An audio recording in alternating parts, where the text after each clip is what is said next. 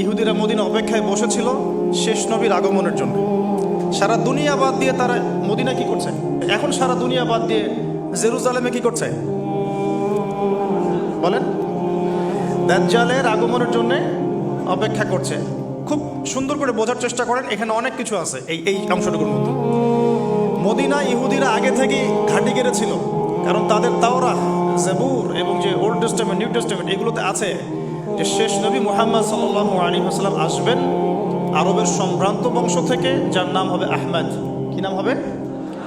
নবী করিম সাল্লাল্লাহু আলাইহি ওয়াসাল্লাম হিজরত করে তাদের দরজা পর্যন্ত গেলেন, আল্লাহ পাক নিয়ে গেলেন।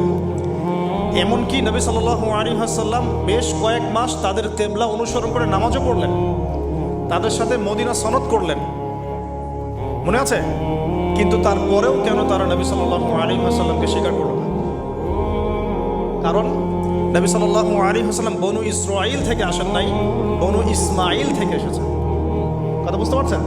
বনু ইসমাঈল মানে ইব্রাহিম আলাইহিস সালামের দুই ছেলে, ইসমাঈল, ইসহাক। ইসহাক আলাইহিস সালামের ছেলের নাম ইয়াকুব। ইয়াকুব আলাইহিস সালামের ছেলে আরেক নাম হচ্ছে, ইয়াকুব আলাইহিস সালামের আরেক নাম হচ্ছে ইসরাঈল। কি নাম? তার সন্তানদের বংশের নাম হচ্ছে বনু ইসরাঈল। 1,24,000 নবী রসুলের মধ্যে বেশিরভাগ নবী রসুল বনু ইসরাঈল থেকে এসেছে, বেশিরভাগ, ম্যাক্সিমাম, ইনক্লুডিং দাউদ আলাইহিস সালাম, সুলাইমান আলাইহিস সালাম, ইউসুফ আলাইহিস সালাম, ইউনুস আলাইহিস সালাম, হ্যাঁ, নবী মুসা আলাইহিস সালাম ইত্যাদি। আর বনু ইসমাঈল থেকে এই যে শেষ নবী মুহাম্মদুর রাসূলুল্লাহ সাল্লাল্লাহু আলাইহি ওয়াসাল্লাম। এটা ছিল একটা ঈর্ষা, সত্য গ্রহণ না করা। আল্লাহ রাব্বুল আলামিন এর ফলশ্রুতিতে তাদের সাথে আমাদের বিচ্ছেদ ঘোষণা করলেন, কেবলা পরিবর্তন করে দিলেন। তোমাদেরকে ওদের কেবলা অনুসরণ করতে হবে না, তোমরা নতুন কেবলা অনুসরণ করো। আর এখন সারা মুসলিম বিশ্বের মুসলমান ওদের কেবলা অনুসরণ করছে। কোন কেবলা? আদর্শিক কেবলা। আপনি নামাজ তো পড়ছেন ঠিকই কাবা ঘরের দিকে তাকিয়ে, কিন্তু আমাদের বাথরুম থেকে শুরু করে পলিটিক্স পর্যন্ত এভরিথিং ওদের অনুসরণে, প্রতিটা বিষয় ওদের অনুসরণে, অনুকরণে। তাহলে আমরা কাদের কেবলা অনুসরণ করছি? অথচ নবী সাল্লাল্লাহু আলাইহি ওয়াসাল্লামকে মুখ ফিরাতে বললেন আল্লাহ পাক, মুখ ফিরিয়ে নাও তুমি এখান থেকে। মুখ ফিরানোর মানে হচ্ছে নতুন একটা ন্যাশনের উত্থান। এরপর থেকে মুসলিম জাতি বিজয়ী হয়েছে পুরো জাজিরাতুল আরবের মধ্যে। কথা কি ধরতে পারছেন? এবার সামনে আসেন। তো ইহুদিরা যে অপেক্ষা সেখানে করছিল, সেই একই অপেক্ষা কিন্তু তারা এখন এখানেও করছে। তারা মনে করে যে তাদের একজন মাসিহ আসবে, যে মাসিহকে তারা মনে করে সত্য মাসিহ, বাট সে সত্য মাসিহ নয়।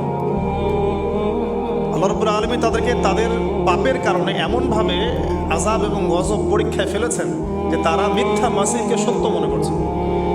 অথচ সত্য মাসিহ কে ছিলেন? নবী ঈসা আলাইহিস সালাম। নবী ঈসা আলাইহিস সালামকে কারা হত্যা করার চেষ্টা করেছিল? এরাই। মনে আছে? ওয়ামা কাতালুহু ওয়ামা সালাবুহু বাল রাফাআহু আল্লাহু ইলাইহি। তারা তাকে হত্যাও করতে পারে নাই, ক্রুশবিদ্ধ করতে পারে নাই, বরং আল্লাহ রাব্বুল আলামিন তাকে উঠিয়ে নিয়েছেন। এবং আল্লাহ পাক তাকে কেন পাঠাবেন শেষ জামানায়? বিকজ দুটো দায়িত্ব। এক, তার হাতে আল্লাহ রাব্বুল আলামিন মিথ্যা মাসিহের হত্যা লিখে রেখেছেন, আলহামদুলিল্লাহ। এমনকি হাদিসের পাতায় স্পেসিফিকলি লেখা আছে যে বাবেলুত নামক জায়গায় দাজ্জালকে হত্যা করা হবে ইনশাআল্লাহ। কোন জায়গা? Go and search your Google. এখন দেখেন আপনি বাবেলুদে কি আছে ওদের। এটা আমি বলে দিচ্ছি না, টাচ করলাম। বাবেলুদে ওদের কি আছে দেখুন। বাবেলুদ কোন জায়গা, কি করছে ওখানে তারা।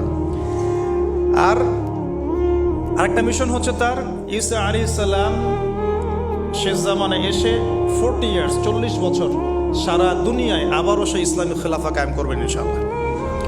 যেটা উমর রাদিয়াল্লাহু আনহুর যুগে ছিল, আবু বকর সিদ্দিকের যুগে ছিল, উসমান আলী রাদিয়াল্লাহু আনহুম তাদের যুগে ছিল। এখন আসুন, নবী সাল্লাল্লাহু আলাইহি ওয়াসাল্লাম মদিনায় হিজরত করলেন, আর হিজরতের আজকে হচ্ছে 1445 বছর।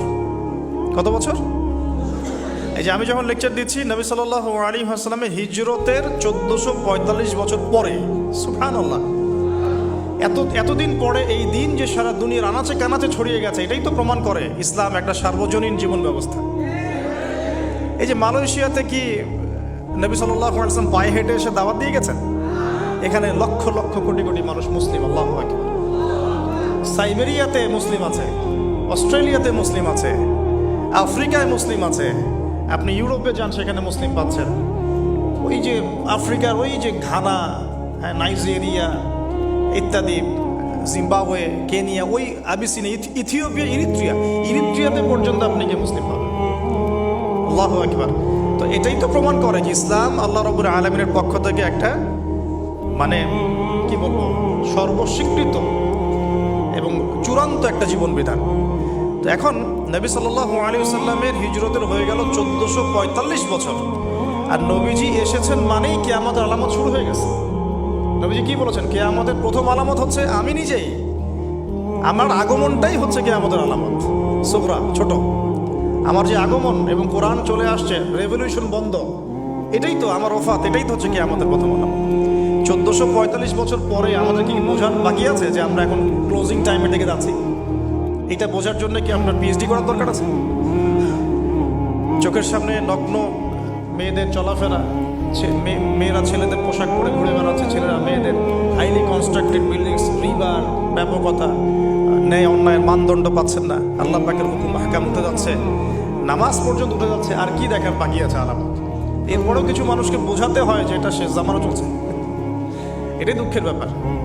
যাই হোক, এখন নবী সাল্লাল্লাহু আলাইহি ওয়াসাল্লাম নিজে গেলেন মদিনায়, গিয়ে দেখলেন ইহুদিরা রোজা রাখে, মুহররম মাসে রোজা রাখে। নবী জিজ্ঞাসা করছেন সাল্লাল্লাহু আলাইহি ওয়াসাল্লাম, নাম শুনলে দরুদ পড়বেন, মনে মনে সাল্লাল্লাহু আলাইহি ওয়াসাল্লাম বলবেন যে তোমরা কি জন্য সওম রাখছো? ইহুদিরা বললেন বা বলল যে আনজাল্লাহু আযজা ওয়া জাল মূসা ওয়া কওমাহ, এই দিনে আল্লাহ রাব্বুল আলামিন মূসা আলাইহিস সালাম এবং তার কওম মানে বনু ইসরাইলকে নাজাত দিয়েছেন। ওয়া গরাকা ফিরআউন ওয়া কওমাহ, এবং আল্লাহ রাব্বুল আলামিন এই দিনেই ফিরআউন এবং তার কওমকে ডুবিয়ে দিয়েছেন।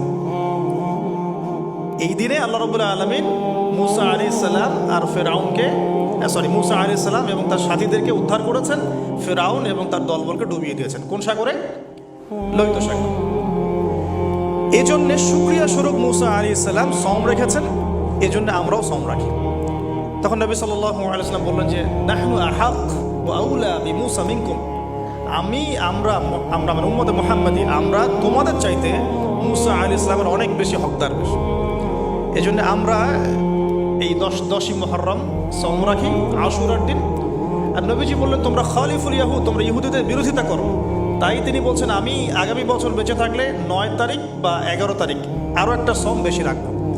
তার মানে আমরা আমাদের আমল পাচ্ছি এই মাসে বেশি বেশি সওম রাখা, স্পেশালি 9, 10, 11, পারলে এই 3টা সওম রেখে দেওয়া। যদি এটাও না করতে পারি অ্যাটলিস্ট 10 সওম রাখা। কী হবে? নবী সাল্লাল্লাহু আলাইহি ওয়াসাল্লাম বলছেন আহতাসিবু ইনদাল্লাহ, আল্লাহর কাছে আমি আশা করি যে আইয়ুকাফিরু আস-সানাতাল্লাতী ক্বাবলাহ, এই একটা সওম রাখলে আল্লাহ রাব্বুল আলামিন আপনার আমার 1 বছর বিগত জীবনের সমস্ত গুনাহ মাফ করে দিবেন ইনশাআল্লাহ। স্কলাররা বলেন যেটা সগীরা গুনাহ, আমি এই ব্যাখ্যা করতে চাচ্ছি না। আল্লাহর কে জানে, আল্লাহ পাক যদি তাকে তৌফিক দেন, সে যদি তওবা করে তার কবিরা গুনাহ তো আল্লাহ মাফ করতে পারেন না? আচ্ছা, তাহলে আমরা আমাদের আমল দুটো পেয়ে গেলাম। 1, এই মাসে নর্মালি বেশি বেশি সওম রাখবো। 2, 9, 10, 11 সওম রাখবো। যদি এটাও না করতে পারি কমপক্ষে 10ই মুহররম অবশ্যই সওম রাখবো ইনশাআল্লাহ।